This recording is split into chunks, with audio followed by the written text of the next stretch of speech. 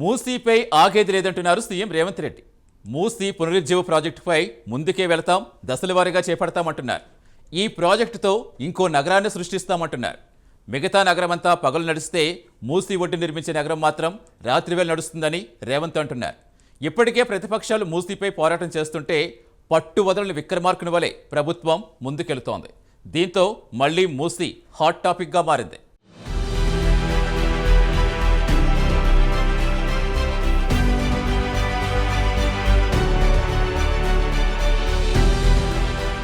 తాజాగా మూసీపై రేవంత్ రెడ్డి మాట్లాడడంతో మరోసారి వార్తల్లోకి ఎక్కింది మూసీ ప్రక్షాళన వ్యవహారం.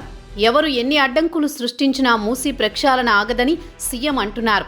మూసీ పరివాహక ప్రాంతాన్ని ఒక వినోద కేంద్రంగా తీర్చిదిద్దుతామని చెబుతున్నారు రేవంత్ రెడ్డి. మిగతా నగరమంతా పగలు నడిస్తే మూసీ ఒడ్డున నిర్మించే నగరం మాత్రం రాత్రివేళ నడుస్తుందని సీఎం రేవంత్ రెడ్డి చెబుతున్నారు. మొత్తం ప్రాజెక్టును 6 నెలల్లో పూర్తి చేస్తామన్నారు. మూసీ ప్రాజెక్టు ప్రణాళిక వచ్చిన తర్వాత వికారాబాద్ నుంచి మూసీ నది కృష్ణానదిలో కలిసే వాడపల్లి వరకు తాను పాదయాత్రకు సిద్ధమని కేటీఆర్, హరీష్ రావు, ఈటెల రాజేందర్ సిద్ధమేనా అంటూ ఈ సందర్భంగా సవాల్ విసిరారు రేవంత్ రెడ్డి. మూసీ ప్రక్షాళనలో భాగంగా తొలి దశలో మూసీ, ఈసీ నదులు కలిసే బాపుఘాట్ సంగమం వరకు ప్రక్షాళన చేసి అభివృద్ధి చేస్తామన్నారు.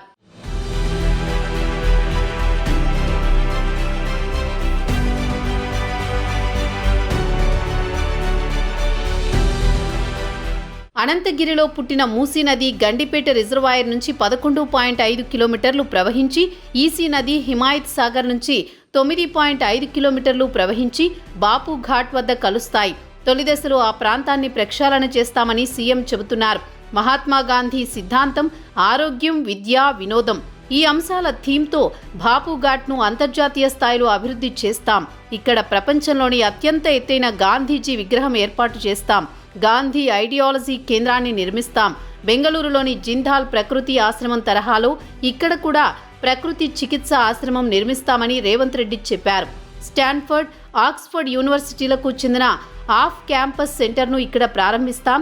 ఇక వినోదం కోసం లండన్లో థేమ్స్ నది ఒడ్డున ఉన్న లండన్ ఐ వంటి భారీ జెయింట్ వీల్ను ఏర్పాటు చేస్తాం. బాపు ఘాట్ వద్ద చెక్ డ్యామ్ కమ్ వంతెన నిర్మిస్తాం. అక్కడి నుంచి కిందకు మూసీలోకి వదిలే నీరు స్వచ్ఛంగా ఉండేలా చూస్తాం. 30 కిలోమీటర్ల మేర రింగ్ను అభివృద్ధి చేస్తామని రేవంత్ వివరించారు. పర్యావరణ హిత థీమ్ పార్కును అభివృద్ధి చేస్తామన్నారు. ప్రతిరోజు 1,00,000 మంది సందర్శించేలా ఆ ప్రాంతాన్ని అభివృద్ధి చేస్తామన్నారు. మల్లన్న సాగర్ నుంచి గండిపేటకు, అక్కడి నుంచి హిమాయత్ సాగర్కు గోదావరి నీటిని తరలించేందుకు ట్రంక్ లైన్ నిర్మాణం కోసం నవంబర్ మొదటి వారంలో టెండర్లను పిలుస్తామన్నారు. బాపుఘాట్ పైభాగం నుంచి వచ్చే నీటిని శుద్ధి చేసేందుకు అవసరమైన ఎస్టీపీల నిర్మాణానికి సైతం టెండర్లు పిలుస్తామన్నారు.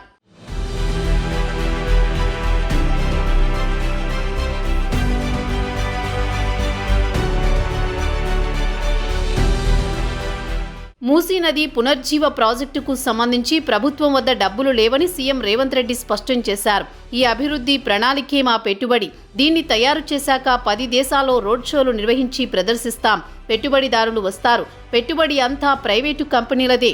ఈ ప్రణాళిక అంతా అమలైతే మూసీ నది ఒడ్డున మాకు అపార్ట్మెంట్ ఉందని ప్రజలు చెప్పుకునే పరిస్థితి వస్తుంది. 10,000 ఉన్న గజం ధర 5 లక్షలు కూడా కావచ్చు అని ఈ సందర్భంగా రేవంత్ రెడ్డి వ్యాఖ్యానించడం మూసీ పరివాహక ప్రాంతంలోని ప్రజల్లో ఆశలు రేపుతోంది.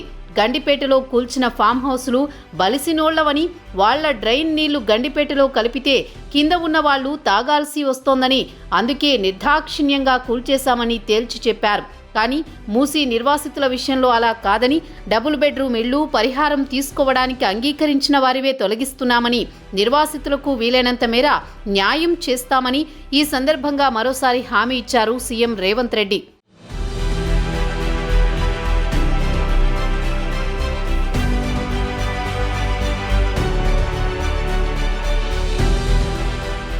మూసీ నదిని అభివృద్ధి చేయాలని నాకు ఏ దేవుడు చెప్పలేదు.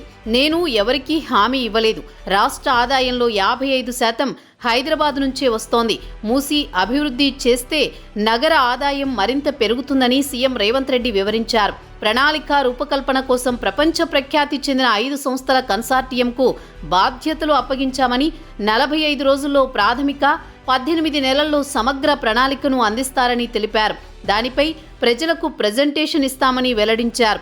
మూసీ ఒడ్డున ఉన్నది చిన్న వ్యాపారులు, చిరు ఉద్యోగులే. వారిని కూడా అభివృద్ధిలో భాగస్వాములను చేస్తాం. స్వయం సహాయక బృందాల తరహాలో నిర్వాసితులను గ్రూపులుగా ఏర్పాటు చేస్తాం. వారికి కొన్ని షాపులను కేటాయిస్తాం. ప్రాజెక్టు పూర్తయ్యాక వాళ్ల వ్యాపారానికి మరొకటి అదనంగా కలుస్తుంది అని రేవంత్ వివరించారు.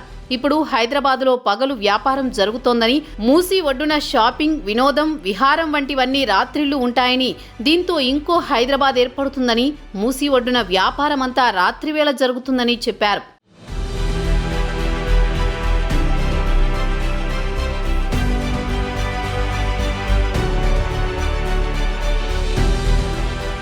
మరోవైపు మూసీని వ్యతిరేకిస్తున్న కేటీఆర్ పై మండిపడ్డారు రేవంత్ రెడ్డి. కేటీఆర్ బావమరిదిలా అందరికీ ఫామ్ హౌసులు, విలాసవంతమైన ఇళ్లు ఉండవు.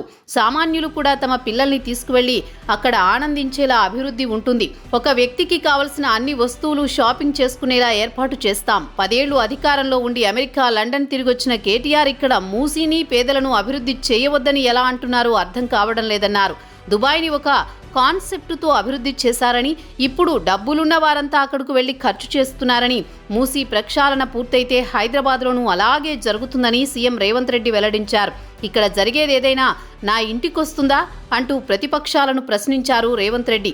గతంలో ఒక ఆయన ఔటర్ రింగ్ రోడ్డు ఆలోచన చేస్తే ఇంకో ఆయన దాన్ని అమలు చేశారు. ఒక ఆయన ఐటీకి శంకుస్థాపన చేస్తే చంద్రబాబు దాన్ని అభివృద్ధి చేశారు. వైఎస్ రాజశేఖర రెడ్డి కొనసాగించారు. ఇప్పుడు ప్రతిపక్షానికి మాత్రం ఆ బాధ్యత ఎందుకు లేదో అర్థం కావడం లేదని దుయ్యబట్టారు. రేవంత్ రెడ్డి తాజా వ్యాఖ్యలతో మూసీపై ప్రతిపక్షాల స్పందన ఎలా ఉంటుందో వేచి చూడాలి మరి.